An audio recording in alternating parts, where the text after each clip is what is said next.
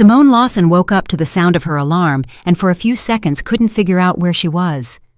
The empty half of the bed reminded her, the divorce was finalized 3 months ago. The apartment belongs only to you now, and Darnell moved in with his new flame. At 35 years old, her life felt split into a before and after. Yes, there were 12 years of marriage, shared plans, joint trips to his parents' place outside the city, where she dutifully weeded the garden while he drank beer with his friends. After all that, there was just this empty apartment, the silence, and the necessity of starting over. She got up, pulled on her robe, and went to the kitchen. The kettle boiled fast, the only thing in the entire apartment that worked flawlessly. Simone made herself coffee, looked out the window at the gray April city of Atlanta, and sighed. Welcome to Betty's Stories. I share new life stories here every day, and I'd really appreciate it if you hit subscribe and liked my video. Now, let's jump back into my story. I'm sure you'll love it if you keep listening till the end. Today was Monday, which meant a full week ahead at the small accounting office for a private firm called Prime Solutions Group. It was a grand name for a business of only 5 people, cramped into 2 rooms on the 3rd floor of an old commercial building downtown. She had found the job through her friend Sierra, who knew someone else. After the divorce, Simone desperately needed money for the lawyer, for utility bills, and for life in general. She'd had to leave her previous position at a large retail company. Her colleagues asked too many questions, giving her too many pitying looks. All she wanted was to forget everything and start fresh. Here, at Prime Solutions, no one knew her story, and that was a relief. The director, Victor Sterling, a man in his 50s with a receding hairline and a perpetually dissatisfied expression, hired her without asking too many questions. He looked at her degree, heard about her experience, nodded, and named a salary, nothing spectacular, but acceptable. Simone agreed right away. The work turned out to be straightforward, processing documents, preparing reports, and keeping track of income and expenses. Nothing complicated for someone with 15 years of experience. Simone finished her coffee, got dressed, and left the apartment exactly at 8 o'clock in the morning. The commute to the office took 40 minutes, 10 minutes walking to the MARTA station, 20 minutes on the train, and another 10 minutes to the building itself. It was the familiar route she had been taking every weekday for 2.5 months. Leaving her building, Simone turned right and walked down the narrow street toward the station entrance. Here, right by the door, sitting on a beat-up piece of cardboard, was an elderly woman. Simone had noticed her on the very first day of her new job.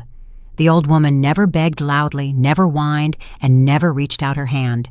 She just sat there, wrapped in a faded coat, with a small tin cup in front of her. The cardboard sign, crookedly written, said, "Please help." Simone didn't consider herself particularly tender-hearted, but something about this old woman evoked pity. Maybe it was her weary gaze, or the way she sat so quietly, without expectation, as if she had already resigned herself to her fate. From that first day, Simone began tossing her loose change, $3, a $5, whatever she had in her pocket. The old woman would always nod, mumbling, "Thank you, dear," and Simone would walk on. This continued for 2 months. Every morning, the same scene, the old woman in her spot, Simone dropping coins, a quick exchange of glances, and then off to work. Sometimes they exchanged a few words, and that's how they got to know each other. The old woman's name was Ms. Thelma Mae Jenkins. She was 79 years old. She lived somewhere nearby, but she couldn't stay home, as she vaguely explained. Simone didn't press for details. Everyone has their own story. If a person doesn't want to share, there must be a reason. This Monday morning, Simone paused again by the old woman. The change in her jeans pocket jingled, about $3 in coins. She leaned down, reached toward the cup, and suddenly felt her wrist seized by dry but surprisingly strong fingers. Simone snapped her head up. Ms. Jenkins was looking at her from below, and her eyes held something anxious, almost frightened. "Listen to me, dear," the old woman whispered, without letting go of her hand. "Don't go home tonight. You hear me? Under no circumstances." Simone tried to pull her hand away, but the grip was firm. "What, Miss Jenkins? What are you talking about?" "Sleep somewhere else. A hotel? A friend's place? Anywhere but home. Promise me." The old woman's voice trembled, and her eyes shone with a strange glint. Simone felt a chill run down her spine. People rushed past them, hurrying to work, no one paying any attention. "Miss Jenkins, are you serious? What happened?" The old woman released her hand and leaned back against the wall. "Come here tomorrow morning. I'll show you everything. But don't go home tonight. You've done so much good for me. Let me repay you. Listen to an old woman." Simone stood up straight, staring at Ms. Jenkins, confused. The old woman turned away as if the conversation was over. Passers-by continued to stream past. Someone tossed a coin into the cup, and the old woman routinely nodded, making a sign of the cross. Simone stood for a few more seconds, then turned and walked toward the Marta. Her thoughts were a jumble. What was that? Senile rambling or something serious? Maybe Ms. Jenkins had heard or seen something? But what exactly? And why today of all days? All the way to the office, Simone replayed the strange conversation in her head. Entering the commercial building, she took the elevator to the 3rd floor and pushed open the door marked Prime Solutions Group. Kayla, the secretary, a young woman in her 20s who spent most of her time on her phone, sat in the reception area. "Hey," Kayla mumbled, without looking up from the screen. "Hey," Simone replied, and walked into her tiny office. The workday began as usual: invoices, packing slips, reconciliation reports. The routine usually calmed her, but today it didn't help. The old woman's words echoed insistently in her head. "Don't go home. Sleep somewhere else." Around noon, Simone decided to take a break and went out into the hall to get water from the cooler. There, she ran into the security guard, Kevin Barnes, a man in his 40s with a square jaw and a short buzz cut. He had only been working here for about a month and a half, and Simone rarely spoke to him, except to say good morning. "It's hot today," Kevin remarked, walking up to the cooler after her. "Yeah, spring came early this year," Simone nodded, pouring water into her cup. Kevin filled his cup and suddenly asked, "Say, what part of town do you live in?" The question caught her off guard. Simone tensed up. "Why do you ask?" "Oh, just curious. Is it a long commute?" "It's fine. The train is close by." She avoided giving her address. Something about the question felt strange. Kevin nodded, drank his water, and returned to his spot near the entrance. Simone remained in the hallway, holding the cup and watching him go. Why was he suddenly interested in where she lived?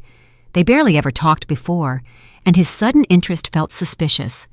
Back in her office, Simone tried to focus on her work, but her thoughts kept returning to the morning's conversation with Ms. Jenkins. By lunchtime, she had almost convinced herself it was all ridiculous, the fantasies of an elderly woman, and she shouldn't pay attention. But the anxiety wouldn't let go. At 3 o'clock in the afternoon, Victor Sterling came in. The director looked preoccupied, holding a folder of documents. "Simone, I have a question for you," he began, pulling up a chair opposite her desk. "These invoices for March, did you verify them?" Simone took the folder and flipped through the documents. They were standard statements of work performed, which she had processed the previous month. "Yes, I did. Why? What's wrong?" "There are no client signatures on 3 of the statements. Did you see them?" Simone frowned, looking closely at the documents. Victor was right. 3 statements were missing the client's signature. That was strange. She always checked things like that. "No, I didn't notice that. When I received them, the signatures were there. I remember because I specifically cross-referenced them with the ledger." The director rubbed the back of his neck. All right. Maybe I'm confusing things. Thanks." He left, and Simone sat there, staring at the closed door. Something was definitely not right. She clearly remembered checking those statements, and the signatures had been in place. Could she have made a mistake? Unlikely. With 15 years as an accountant, she had learned to be meticulous. The rest of the day passed under tension. Simone caught herself listening for sounds outside her door several times, jumping at footsteps in the hall. When the clock finally hit 6 o'clock, she gathered her things and left the office. It was dark outside, and the streetlights were on. Simone walked toward the MARTA on autopilot, following her usual route, but suddenly she stopped. Ms. Jenkins's words, "Don't go home." She stood in the middle of the sidewalk, and people walked around her. What should she do? Listen to the old woman or decide it was just an old person's oddity? But there was fear in Ms. Jenkins's eyes, real, genuine fear. And then there was Kevin's strange question about where she lived, and the incident with the invoices suddenly missing signatures. Simone pulled out her phone, opened the browser, and started searching for cheap extended-stay hotels nearby. She found one not too far away. The price was acceptable. She booked a room for the night, paid with her card, and walked to the address. The hotel was in an old building on a quiet street. The administrator, a sleepy young woman with pink hair, handed her an electronic key to a room for 4. Simone went up to the second floor, opened the door, and saw 2 sets of bunk beds. The room was empty. She dropped her bag on the bottom bunk, sat down, and stared at the wall. What was she doing? Why did she listen to some homeless old woman? Maybe she should have just gone home, gone to sleep, and forgotten about this strange day. But the anxiety wouldn't leave her. Simone took out her phone and texted her friend Sierra. "Sleeping away from home tonight. I'll explain later." Sierra replied a minute later, "Did you finally find a man?" Simone didn't answer. She lay down on the bed, staring at the ceiling. Outside, the city roared. Car horns blared somewhere, and she could hear the voices of passers-by. Simone closed her eyes, trying to sleep, but sleep wouldn't come. Her mind spun. Ms. Jenkins, her words, the strange question from Kevin the guard, the missing signatures on the invoices. She tried to build a logical chain. What if all this was connected? What if something illegal was happening at work and she had accidentally found out? But she didn't know anything. She was just doing her job, processing documents, keeping records. Suddenly, Simone sat up on the bed. What if they were using her? Maybe some fraudulent documents were passing through her hands and she simply hadn't noticed. No, that was crazy. She was always careful, always double-checking everything. Though those invoices without signatures, how could they have passed through if she had checked them?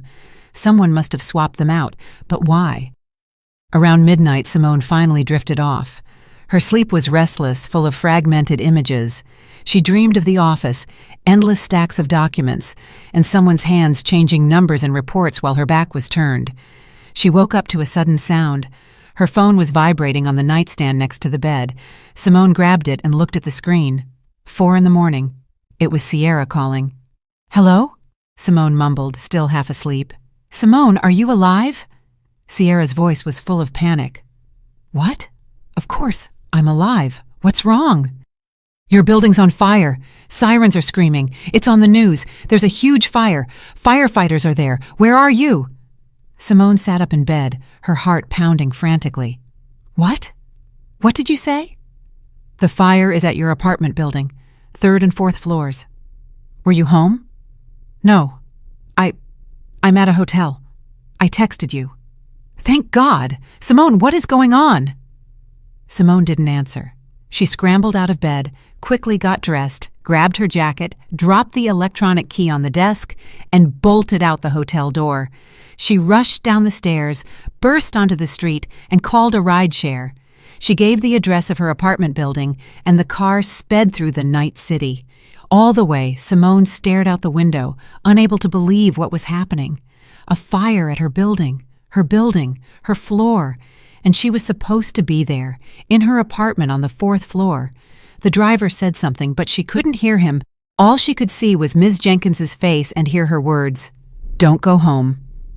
The car pulled up to her building, and Simone saw the flashing lights of the fire trucks, a crowd of people, and smoke billowing into the sky.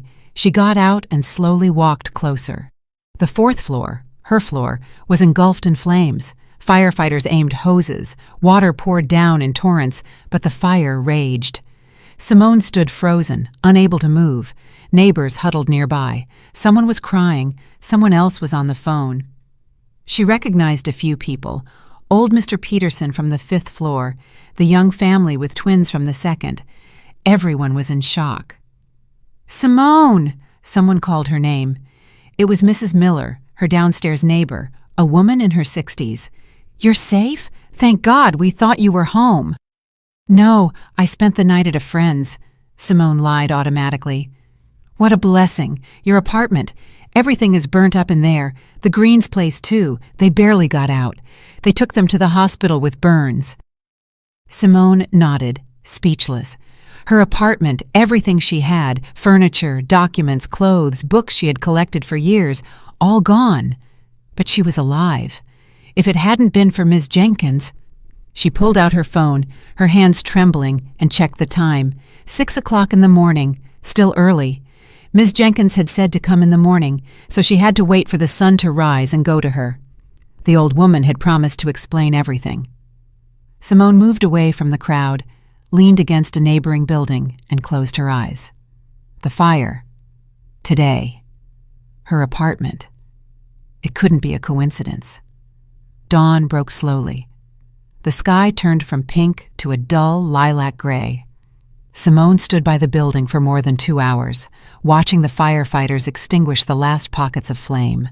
Around 6 o'clock in the morning, a police officer approached her, a young guy clearly exhausted from the sleepless night. "Are you Lawson, Simone R.?"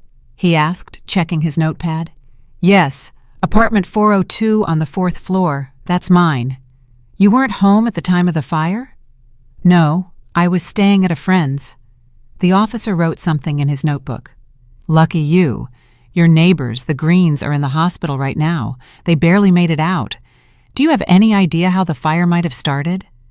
Simone shook her head. Tell the truth about the strange old woman? About her warning? It would sound like a delusion. "No, I don't know." "All right. The investigators will figure it out. Here's my number. Call me if you remember anything." He handed her a slip of paper and walked over to his colleagues.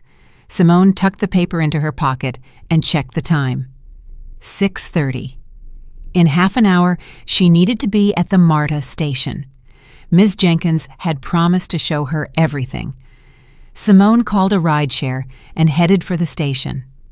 All the way, she stared out the window, unable to process what had happened. Her life had turned upside down in one night. Her home was burned, her apartment destroyed, and all because someone wanted to kill her, because there was no other way to explain it. The fire started right on her floor, right at her apartment. The officer said the investigation would figure it out, but Simone already knew this was not an accident. The car stopped by the station entrance. Simone got out, paid the fare, and looked around. The familiar place, the MARTA entrance, newspaper stands, a coffee kiosk, and in her usual spot on the worn cardboard sat Ms. Thelma Mae Jenkins. The old woman saw her and nodded. Simone walked over and crouched down beside her. "Ms. Jenkins, I know, dear. Thank God you listened." The old woman's voice was calm, but her hands were trembling. She reached into the worn bag beside her and pulled out a cheap cell phone. "Here, look." Simone took the phone. The screen displayed a photograph. The quality was poor. The picture was clearly taken at night, but she could make things out. The back alley of some building, poorly lit by a single street lamp. 2 men were standing near her building entrance late at night. That's my building," Simone whispered, recognizing the familiar outline. "It is, dear. They were there the night before last, and last night, around 10 o'clock, I was sleeping in the stairwell of the next building, came outside for some air, and saw 2 men creeping toward your building. One of them had a gas can. I knew right away something was wrong. I took out the phone and snapped pictures. They went into the basement, stayed about 15 minutes, then came out with another gas can. They went up the stairs in the building, then ran out with the cans and disappeared behind the house. Then the fire started. I knocked on all the doors and yelled, 'Fire!' Someone called the fire department." Simone scrolled through. A few more photos. The men exiting the basement. One adjusted his jacket, the second looked around, and in one of the shots, when the man turned toward the street lamp, his face was discernible. It was Kevin Barnes, the security guard from her office. Simone felt an icy chill run through her. "I know him," she managed to say. "He works as a guard at my firm." Miss Jenkins nodded. "I thought so. He'd been hanging around your building for a few evenings for a reason, and he said your name. Said, 'It'll be the end of Simone tomorrow. Everything will be over.' You know something, dear, since they decided to get rid of you." "But I don't know anything." Simone clenched the phone in her hand. "I'm just an accountant. I handle documents."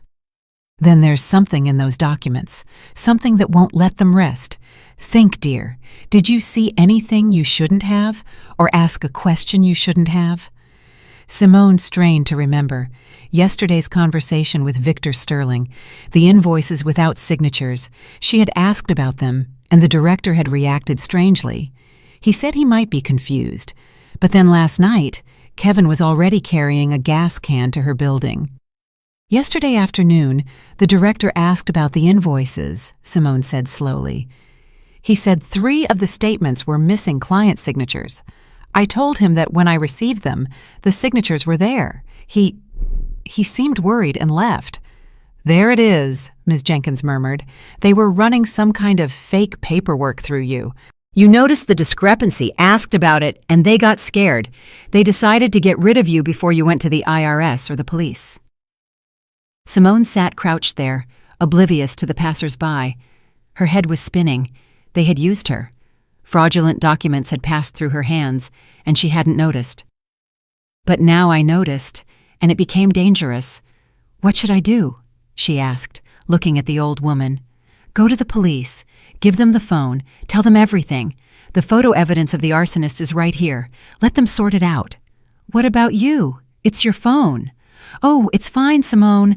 I don't need it. It's an old one. I can only use it to take pictures. Bought it at a flea market for $20. "Take it. I don't mind." Simone looked at the phone in her hands, then at Ms. Jenkins. "Thank you. You saved my life." The old woman smiled a toothless grin. "You showed me kindness every day, and it came back to you. Go, dear.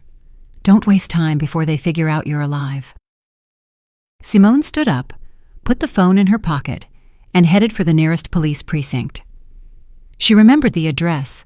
She had seen the building many times walking past. A 10-minute walk. On the way, she called Sierra, told her she was okay, and promised to explain later.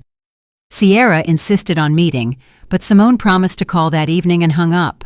The police precinct was housed in an old brick building. Simone walked inside, approached the desk sergeant, a middle-aged man with an indifferent face. "I need to file a report about attempted murder," she said firmly. The sergeant looked up at her, assessing her. "Go to the 3rd office. The detective on duty is in there." Simone walked down the hall and knocked on the specified door. A voice from inside said, "Come in." The detective turned out to be a man in his mid-40s with salt and pepper hair and sharp gray eyes. The nameplate read, "Detective Marcus Hayes." "Have a seat," he said, gesturing to the chair opposite his desk. Simone sat down and began telling the story. About working at Prime Solutions, about Ms. Jenkins and her warning, about the fire, and about the photographs on the phone. She spoke calmly, trying not to miss a single detail. Hayes listened, occasionally asking clarifying questions and taking notes in his pad. When she finished, he held out his hand. "Show me the phone." Simone handed him Ms. Jenkins' phone. Hayes carefully examined the photos, zooming in on the images, scrutinizing the faces. "You recognized one of the men?" "Yes, it's Kevin, the security guard at my firm. I don't know his last name. He's new." "Okay, I'm seizing the phone as evidence. You'll be given a copy of the seizure report. Now write a full statement describing all the circumstances. Then I'll contact our specialists. They're currently investigating your building. If arson is confirmed, we'll open a criminal case." "What about the firm? The director?" "Nothing regarding the director yet. First, we need to prove arson and establish the identities of the arsonists. Then we'll track down the person who ordered it. We'll proceed carefully so we don't scare them off." Hayes stood up, went to the filing cabinet, and pulled out a statement form. "Write. Don't rush. Include everything you remember." Simone took the pen and started writing. Her hand trembled, and the letters blurred before her eyes, but she forced herself to be precise. She described how she got the job, how she gave Ms. Jenkins money every day, how the old woman warned her. She detailed the conversation with the director about the missing signatures and Kevin's strange question about where she lived. She noted the office address, the names of her colleagues, everything that could be important. 40 minutes later, the statement was ready. Hayes read it and nodded. "Good. Sign here. Now, where do you plan to stay? You can't go home. Your apartment burned down. Do you have family, friends?" "I can stay with my friend Sierra." "Excellent. Write down her contact information so I can reach you." He looked at Simone seriously. "Be careful. If they find out you're alive, they might try again. Don't go anywhere alone or deserted. Keep your phone on. Call the police at the slightest sign of danger." Simone nodded, wrote down Sierra's number and her own. Hayes escorted her to the exit, promising to contact her during the day. Stepping onto the street, Simone felt a wave of exhaustion hit her. She had barely slept all night, survived a fire, been to the police station, and now she needed to figure out what to do next. Go to work? No, that would be insane. Victor Sterling and Kevin Barnes were probably waiting for news of her death. When they found out she was alive, Simone dialed Sierra's number. Sierra answered on the second ring. "Simone, finally! What is happening?" "Sierra, can I come stay with you? I need a place to sleep, for a few days maybe." "Of course, honey. Come straight over. What happened?" "Thank you. I'll be there in about an hour." Simone hailed a rideshare and headed to Sierra's place. Sierra lived in a small one-bedroom apartment on the outskirts of the city, which she had been renting for 3 years.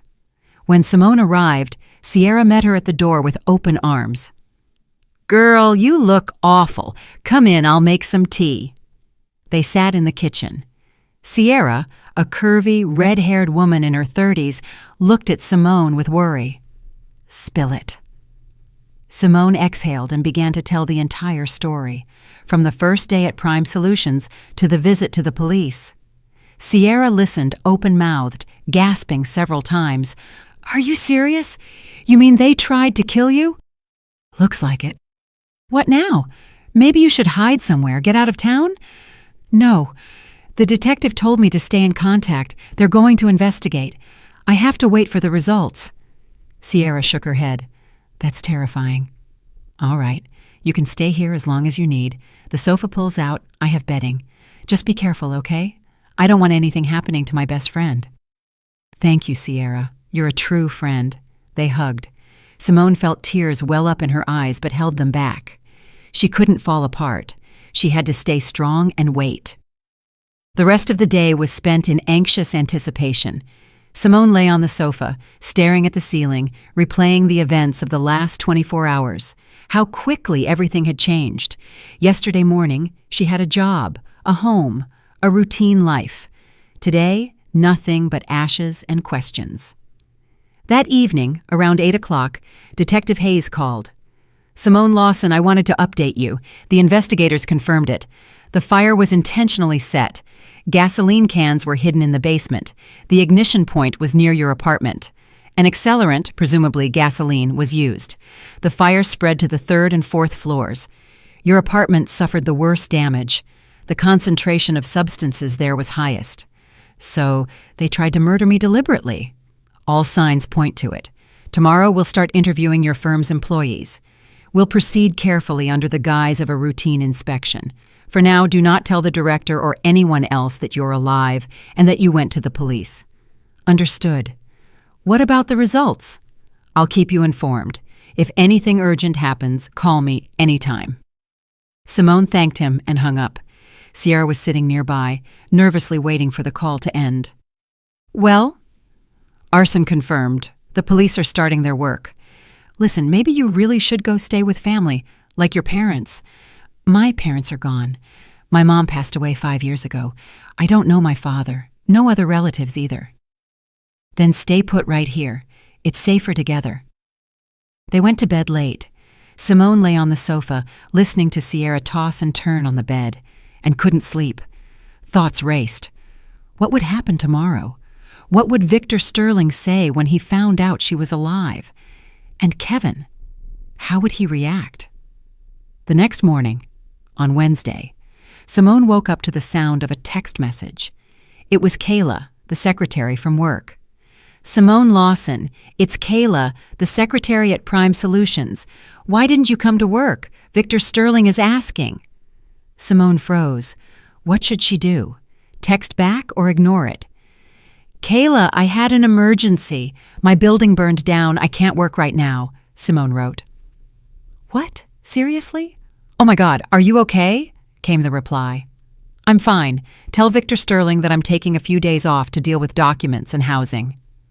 "Okay, I'll tell him. I'm sorry to hear that. Hang in there." Simone put down the phone and looked at Sierra, who was standing in the doorway with a mug of coffee. "Who was that?" "Work, asking why I didn't show up." "And you told them? Don't you think they'll start looking for you now?" "I told them about the fire, but not that I know it was arson."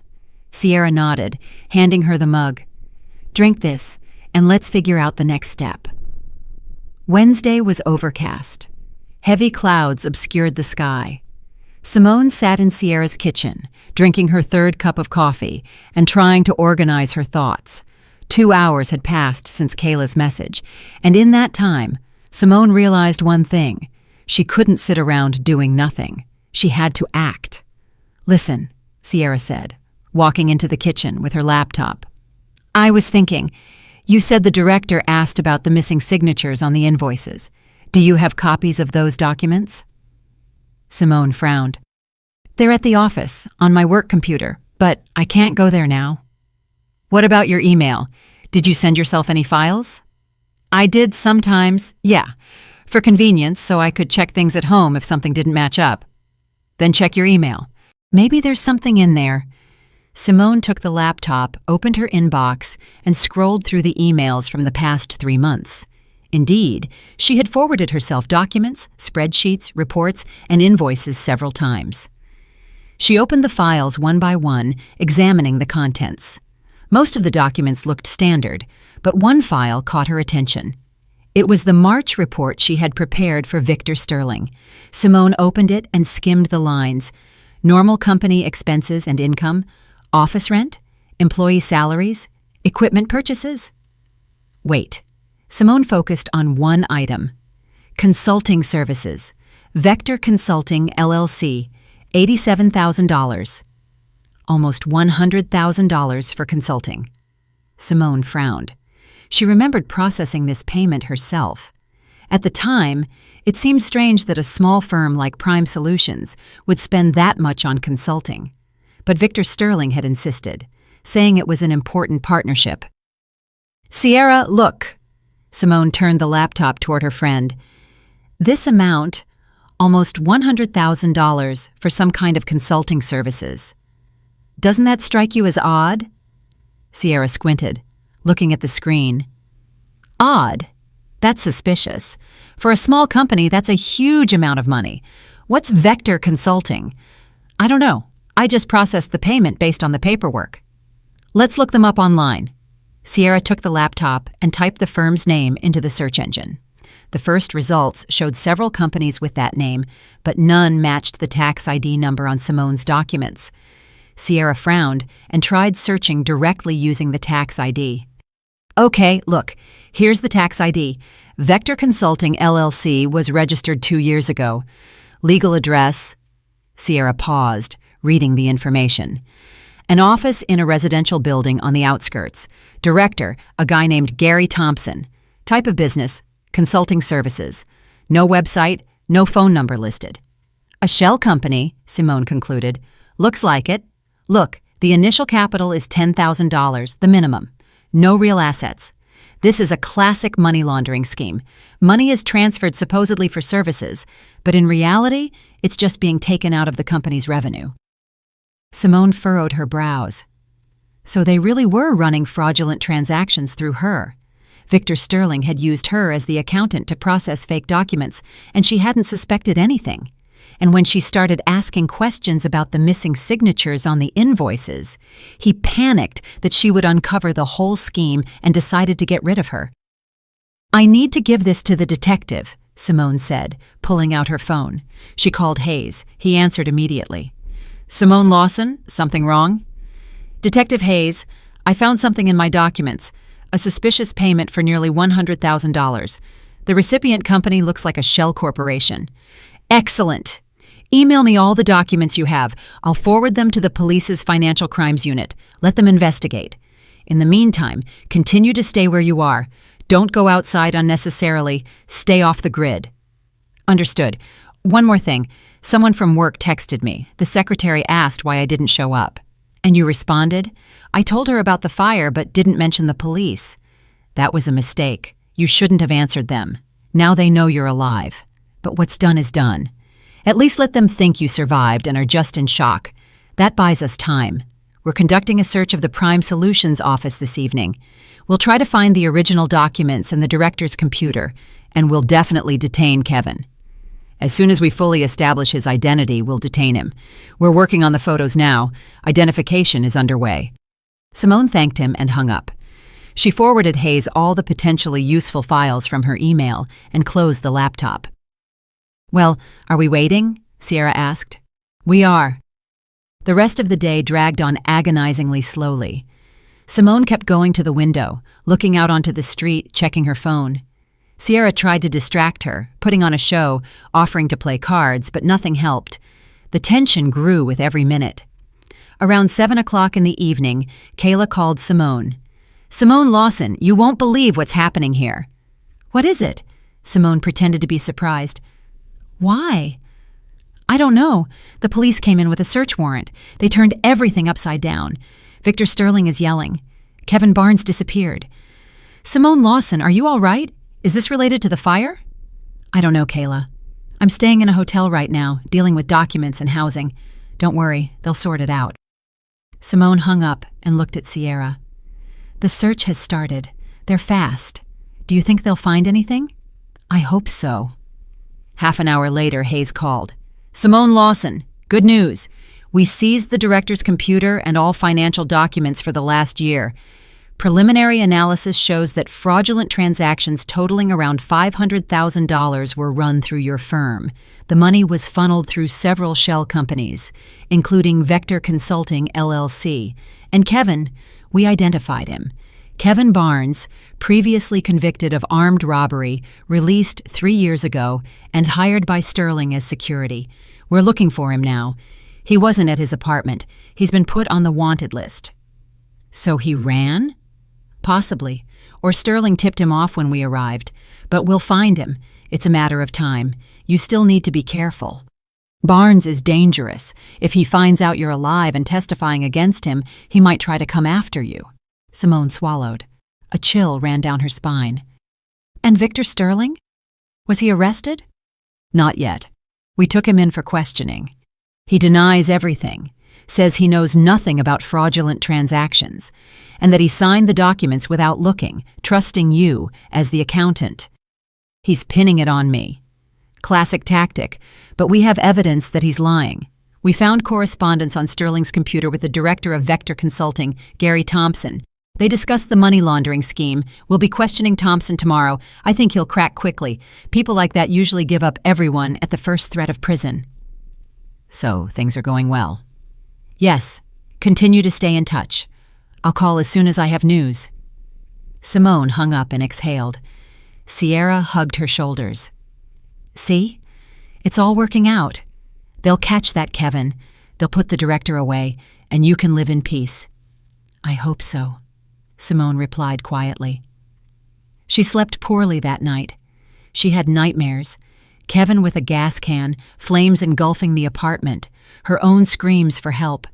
She woke up in a cold sweat, sat on the sofa, and listened to the silence of the apartment. Sierra was sleeping peacefully. Her breathing was steady.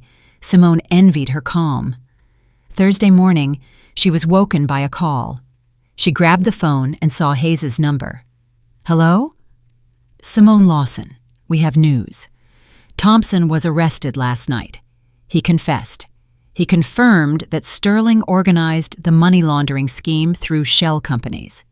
Thompson received a percentage for participating. Victor Sterling has been officially arrested, charged with felony fraud. A case of attempted murder, yours, has also been opened. Sterling denies involvement in the arson, but we know he gave the order to Kevin Barnes. And where is Kevin? We found him an hour ago. He was trying to leave the city on a bus. He was arrested at the bus station. He's at the precinct now giving testimony. He confessed that Sterling paid him $10,000 to burn your house down. He hired one other person to help, Dwayne the Ghost Harris, also a criminal associate. Harris is already in custody. Simone felt a huge weight lift from her soul. So that's it? They caught all the main suspects? Yes. The investigation is ongoing. We're gathering evidence and preparing the case. You'll need to give an official statement, but that can be done at your convenience. The danger has passed. Thank you. Thank you so much.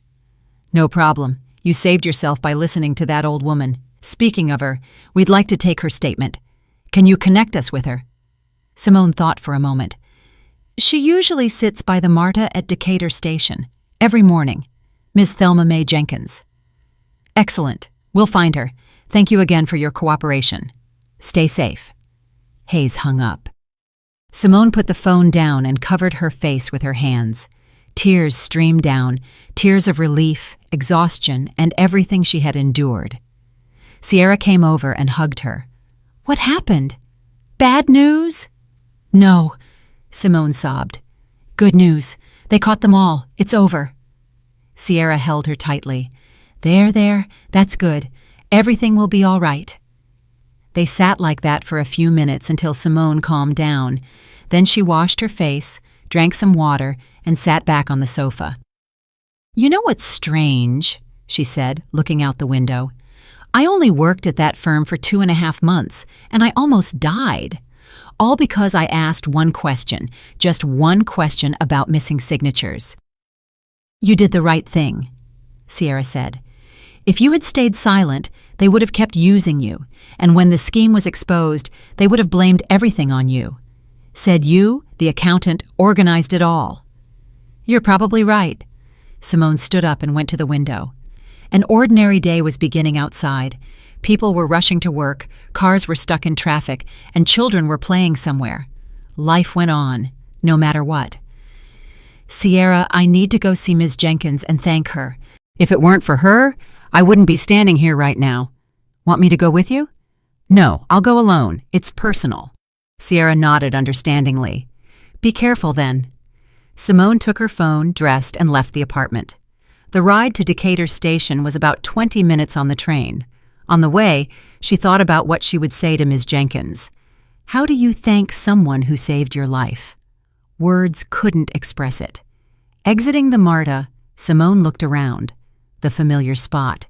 Kiosks, stands, crowds of people.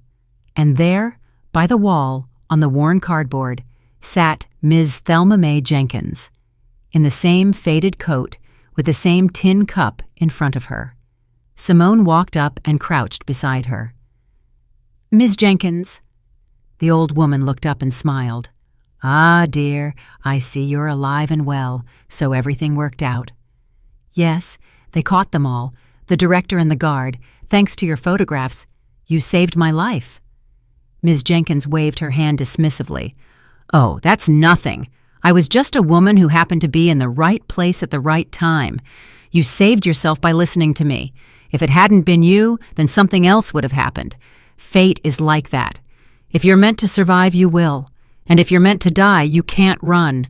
The important thing is that you were kind to me. You tossed me change every day, said hello, treated me like a person, not a beggar. That kindness came back to you. Simone pulled an envelope from her pocket. Inside were $500, all the money she had left after the fire. Please, take this. It's not payment for saving me. It's just from my heart. Ms. Jenkins looked at the envelope, then at Simone. Dear, you need the money yourself. Your house burned down. Your apartment is gone. I'll get the insurance money. I'll find a new job. You need it more right now. Please take it. Don't refuse. The old woman slowly took the envelope and tucked it into her coat pocket. "Thank you, dear. God bless you. You're a good person." Simone hugged her, feeling the old woman tremble. Fragile, small, but with such a strong spirit. "Ms. Jenkins, where do you live? Maybe I can help somehow?" The old woman sighed. "Nowhere, dear. I sleep here, there, in stairwells, at the bus station. My children cut me off. My grandchildren don't know me. My social security check is small. It's not enough for housing." Simone felt her heart clench. "Would you like to live in a retirement home? You'd have a roof over your head, food, medical care." Ms. Jenkins shook her head. "I would, of course, but the waiting list is huge, and they're mostly private. I can't afford it." "I'll help," Simone said firmly. "I promise. As soon as I get my own life sorted out a little, I'll take care of yours. You deserve a peaceful old age." The old woman looked at her with gratitude. "You're an angel, dear, a true angel." They sat a little longer, talking about trivial things. Ms. Jenkins told Simone how she ended up on the street. Her husband died 10 years ago. Her children moved away across the country and stopped helping. She had to sell the apartment to pay off her husband's debts. Simone listened, thinking how unfair the world was. This woman had lived a long life, raised children, and ended up on the street. "Ms. Jenkins, I promise you, I won't abandon you," Simone said, standing up. "I'll come back when everything is settled, and we'll find you a proper place." "Go, dear, and be happy. You are good, and life will repay you with kindness." Simone said goodbye and headed back to the Marta. Her heart felt warm. Despite all the difficulties, she was alive. The criminals were caught, and now she had a goal: to help the person who saved her. The next 2 weeks flew by in a blur. Simone gave statements to the detective, met with a lawyer, and dealt with filing the insurance claim for her burned apartment. The process was long and exhausting. The insurance company demanded countless documents, affidavits, and expert evaluations. Simone drove from one office to another several times a day, collecting paperwork. She stayed with Sierra, and her friend never complained, even though the close quarters were noticeable. A one-bedroom apartment for two is a test even for the best of friends. But Sierra was a trooper, cracking jokes, cooking dinner, and trying to keep Simone's spirits up. On Friday, 2 weeks after the fire, Hayes called Simone. "Simone Lawson, I have news. The investigation is complete. The case has been sent to court. Victor Sterling is charged with fraud and attempted murder. Kevin Barnes and Dwayne Harris are charged with attempted murder and arson. Gary Thompson will receive a sentence for conspiracy to commit fraud. All defendants are in custody awaiting trial." "When is the trial?" "In 2 or 3 months at the earliest. You'll be called to give testimony, but it's a formality. The evidence is sufficient. They all confessed." "So I can finally live in peace." "Yes, the threat is gone.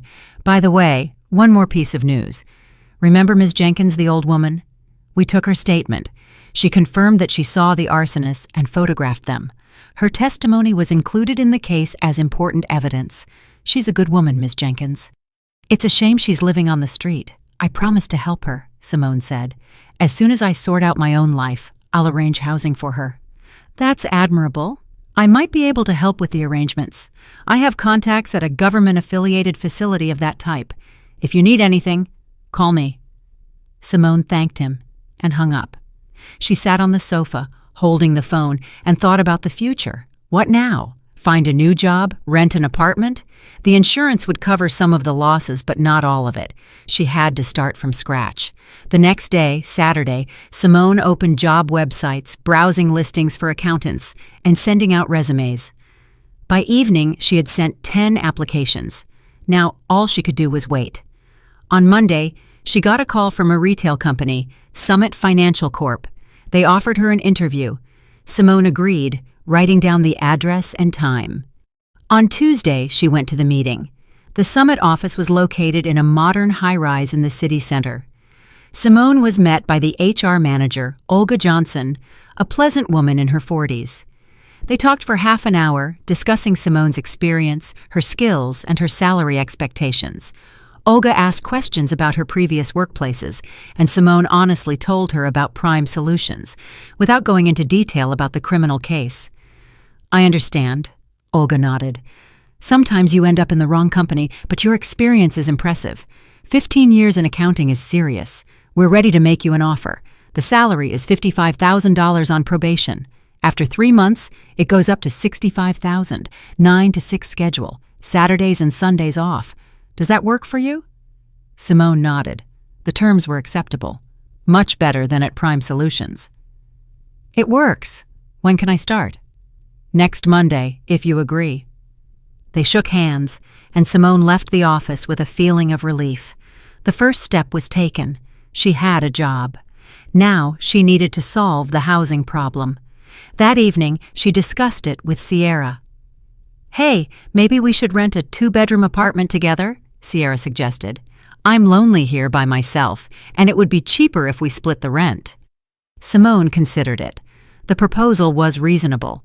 Renting a 1-bedroom apartment alone would be expensive, and she and Sierra had already adjusted to living together. "That's a great idea. Let's look." They spent the evening browsing rental listings. They found a few suitable options, called the owners, and arranged viewings for the weekend. On Saturday, they looked at 3 apartments.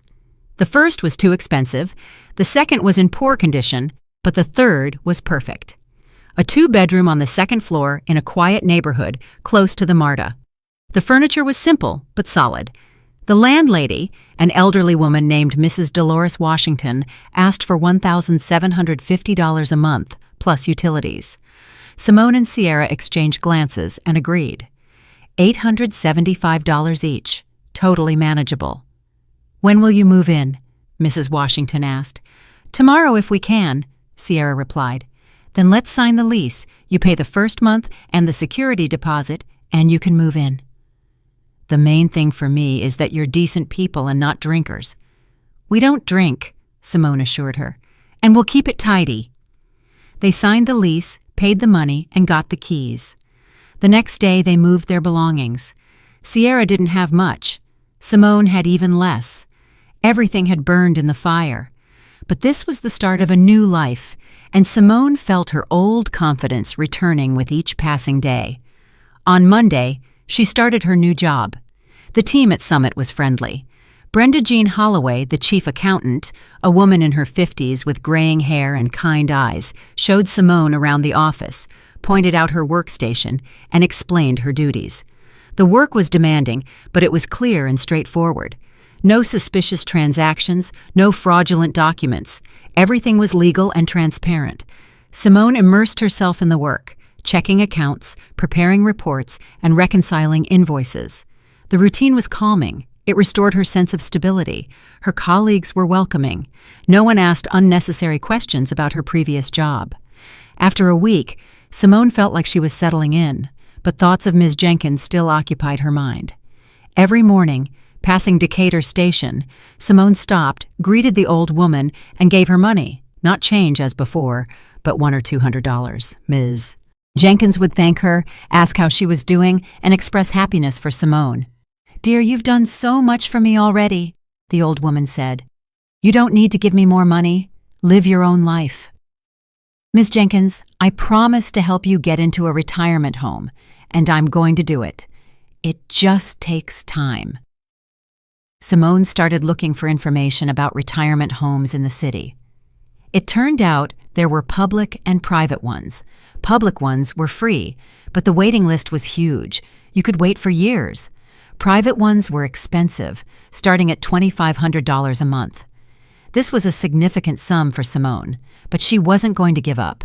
She remembered Hayes's offer to help with a public facility and called him, reminding him of his promise.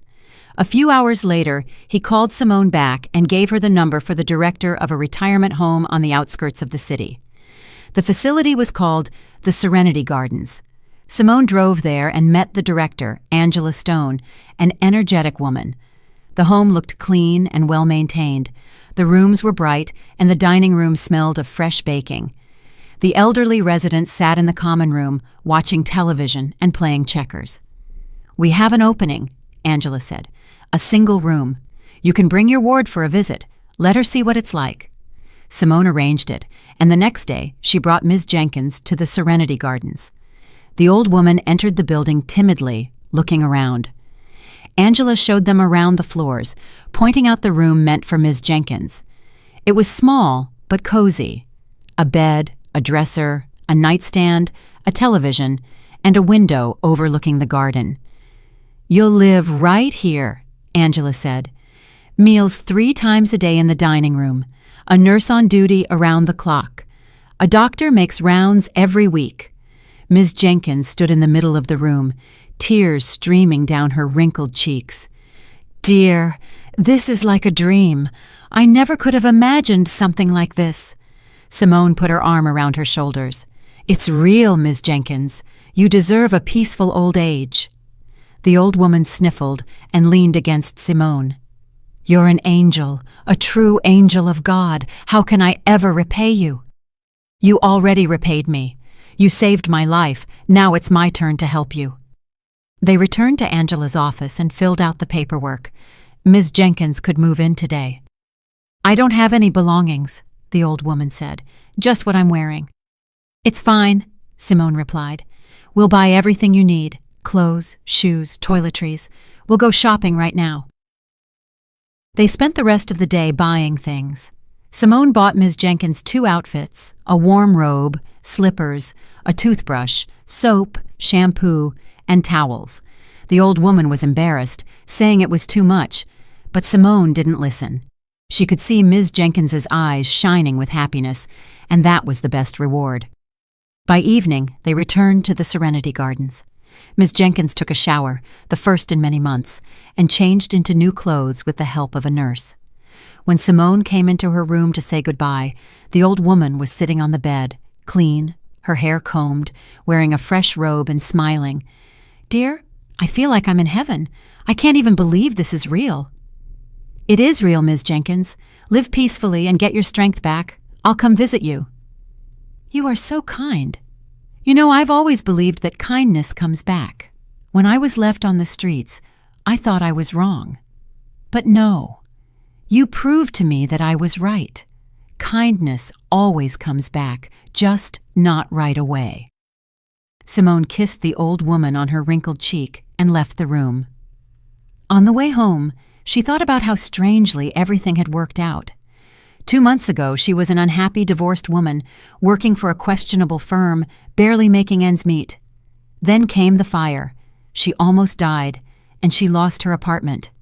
Now she had a new life, and the feeling that she had done something truly important. She had helped a person who deserved it. In mid-May, she received a notice from the insurance company. The payout was approved. Simone received $90,000 for her burned apartment. It was significantly less than the market value, but it was something. Simone deposited the money and started planning. She decided to save some of the money for the future, in case of unforeseen expenses. She would spend the rest on furniture and furnishing the apartment she shared with Sierra. 3 weeks later, Simone returned to the retirement home to visit Ms. Jenkins. The old woman sat by the window looking at the garden. In 3 weeks, she had visibly changed. Her face was fresher, and her eyes sparkled. She had gained weight and looked younger. "Ms. Jenkins, I brought you a cake and some good tea." The old woman turned and looked at Simone with wide eyes. "Dear, thank you. I was waiting for you. How are you doing?" "I got the insurance payout for the apartment. I have a new job. You're fed, warm, and safe. What more could I ask for?" Ms. Jenkins wept. Simone hugged her, stroking her gray hair. "Don't cry. Everything is fine. You deserve this peaceful life." "Dear, I don't know how to thank you. You restored my faith in people. I thought the world was cruel, that no one cared about anyone else, but you showed me that's not true." "The world is diverse, Ms. Jenkins. There are bad people, like Sterling and Barnes, but there are good people, like Detective Hayes, like Sierra. The important thing is not to lose faith." They sat together for another hour, drinking tea with cake and talking about life. Ms. Jenkins told stories about her youth, her husband, and her children. Simone listened, feeling warmed by the stories. The old woman had lived a long life, full of both joy and sorrow, but at the end of her journey, she had found peace. Before leaving, Simone said, "Miss Jenkins, don't worry about anything. I'll keep coming, just as I promised. Dear, you do too much for me. You have your own life, your own plans. Miss Jenkins, you saved my life. That's not something you forget. And besides, it's not hard for me. The job is good, the salary is decent. I can afford to help someone who deserves it." The old woman cried again, but these were tears of gratitude and happiness. In November, Simone received an unexpected call. It was Victor Sterling's lawyer. "Simone Lawson, my name is Michael Yarrow. I represent the interests of Victor Sterling. He would like to meet with you." Simone was taken aback. "Meet? Why?" "He wants to apologize. I understand this is a strange request, but my client insists. The meeting would take place at the detention facility, in the presence of guards. There is no danger to you." Simone thought it over. Part of her wanted to refuse. Why should she see the man who tried to kill her? But another part was curious. What did he want to say? "All right, I'll come. When?" "This Saturday at 2 o'clock in the afternoon. I'll send you the address and the visitor pass." On Saturday, Simone drove to the detention facility, a grim building on the outskirts of the city, high fences, barbed wire. She went through security and was led to the visitation room, a small space with 2 chairs on opposite sides of a table, separated by thick glass. A few minutes later, Sterling was brought in. He had changed greatly in 6 months. He had lost weight, aged, and his hair was completely gray. He sat across from Simone and picked up the phone receiver. Conversation was only possible through it. "Hello, Simone Lawson," he said quietly. "Hello," Simone replied coldly. "Thank you for coming. I wanted to apologize. I know it doesn't change anything, but I needed to say it. I was wrong. I did terrible things. I tried to kill you to cover up my crime. It's unforgivable. It's a heavy burden on my heart, and it won't let me rest." Simone remained silent, looking at him. "Why did you do it?" she finally asked. "Why did you need that scheme with the shell companies?" Sterling lowered his eyes. "Debt. I had huge debts. I took out loans to start the business, but it failed. Collectors started threatening me. I panicked and started looking for ways to make money quickly. Thompson offered the money laundering scheme. I transferred money to his firms. He returned the cash to me, taking a percentage. That's how I took money out of the company's revenue, paid off debts. I used you because you were new and didn't know all the details. I thought you wouldn't notice, but you did notice. You asked about the missing signatures, and I got scared that you would expose the whole scheme. I decided to get rid of you. I hired Barnes. It was my mistake, a huge, unforgivable mistake." "You tried to kill me," Simone said firmly. "Burn me alive. If it hadn't been for Ms. Jenkins, I would be dead." "I know. I think about it every day. I'm not asking for forgiveness. I don't deserve it. I just wanted you to know that I'm ashamed. I realize what I did. 8 years in prison is a fair punishment, maybe even too little." Simone looked at him and felt her anger draining away. Sitting before her was not a villain, but a broken man who had made a terrible mistake and was now paying for it. "I can't forgive you," she said, "but I see that you repent. I hope these years teach you something." "They will teach me. I'll be making amends for my guilt for the rest of my life. Thank you for listening." Simone put down the receiver and left the room. Outside, she took a deep breath of fresh air. The meeting had been difficult, but necessary. Now she could put a period on this story and move on without bitterness or anger. December brought the first snow. The city transformed, decorated with garlands and Christmas trees. Simone and Sierra put up a small tree in the apartment and hung tinsel. On New Year's Eve, Simone went to the Serenity Gardens to wish Ms. Jenkins a happy holiday and give her a gift, a warm throw blanket and a box of chocolates. The old woman greeted her in a festive mood. "Dear Happy New Year, I'm so glad to see you." They sat in the room, drank tea, and talked about their New Year's plans. Ms. Jenkins said the retirement home was preparing a holiday concert and she would be singing in the choir. "You know, dear, I look back on this last year of my life as the happiest, she said, even though before it I was homeless, hungry, and cold. But you appeared, and everything changed. You showed me that the world is not as cruel as I thought, that there are kind people who help simply from the heart. You helped me too, Ms. Jenkins. You saved my life without expecting a reward, just because I was kind to you. See how it works? Kindness comes back. The old woman nodded, smiling. Yes, dear, it always comes back. I knew that my whole life, but in my old age, I doubted it, and you reminded me of that truth. Simone hugged her, and they sat there, watching the falling snow outside the window. The city was preparing for the holiday. Lights twinkled in the darkness, and people hurried home with gifts. And somewhere in this big world, two people, a young woman and an elderly one, had found the family they didn't have. A few days later, just after the New Year's holidays, Angela Stone called Simone. Simone, I have news. Remember I told you about Miss Jenkins' daughter, Candace? She came by yesterday. She came? Why? She said she had changed her mind. She wants to mend her relationship with her mother. She brought gifts, apologized, and cried. Ms. Jenkins initially didn't want to see her, but then she agreed to talk. How did it go? It was difficult. They talked for about 2 hours. Candace explained that she had been selfish, that she was ashamed of her past, and that she realized her mistake. Ms. Jenkins listened and cried. In the end, they reconciled. Candace promised to visit every month and even offered to take her mother home, but Ms. Jenkins refused. She said she was happy here and didn't want to leave. Simone smiled. So, Ms. Jenkins had another support system in her life. Her daughter had returned. Maybe her son would come to his senses someday, too. That's wonderful news, Angela. I'm so happy for Ms. Jenkins. She asked me to tell you that she very much wants you to keep visiting. She says you are like a daughter to her. Of course, I'll keep visiting, absolutely.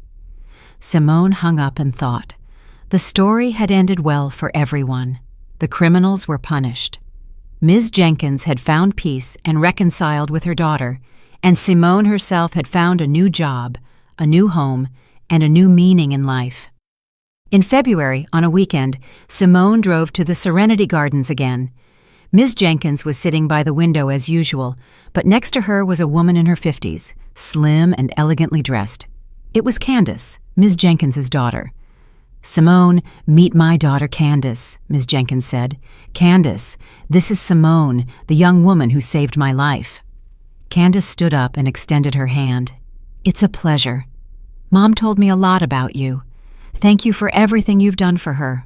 I was a bad daughter, but you showed me what it means to be humane. I'm ashamed of my behavior, but I hope to make amends. Simone shook her hand. The important thing is that you came back.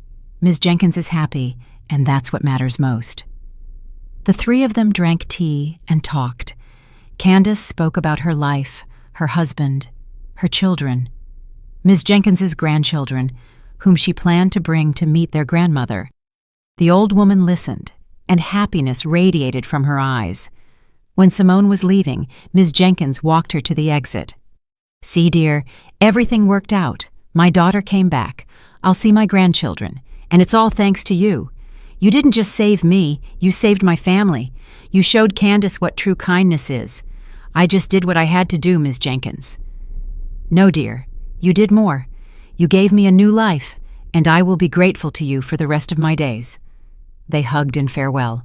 Simone went out onto the street and walked toward the bus stop. Her heart felt warm and peaceful. Life went on, and it was full of meaning. Several more months passed. Simone continued to work at Summit. Brenda Jean Holloway promoted her. She was now a senior accountant. Sierra found a boyfriend, and she and Simone discussed the possibility of Sierra moving in with him. But they decided not to rush, everything in its time. In May, Simone celebrated her birthday, 36 years old. Sierra threw a small party at the apartment, inviting colleagues and friends. Even Ms. Jenkins came with Candace. The old woman looked wonderful, happy, surrounded by attention, and loved. She raised a toast to my dear Simone, for showing me and all of us that kindness is not dead in this world, for saving me without expecting a reward, and for the fact that kindness always comes back. Everyone raised their glasses, and Simone felt tears welling up in her eyes. A year ago, she was alone, lost, and didn't know what to do with her life. Now she was surrounded by people who loved and valued her. And it all started with a simple gesture. A few dollars dropped into an old woman's tin cup by the MARTA station. Kindness might not come back on the same day, but it always comes back. I'm really glad you're here and that I could share my story with you. If you liked it, show me by liking the video and subscribing to my channel. Let's see how many of us there are. Write in the comments which city you're watching from and what time it is. I'm so curious to know where all you wonderful people are tuning in from. If you want to support me a little extra, you can also send a small donation. I share new life stories for you every single day. And now, 2 of my most popular stories will pop up on the screen so you can choose what to watch next.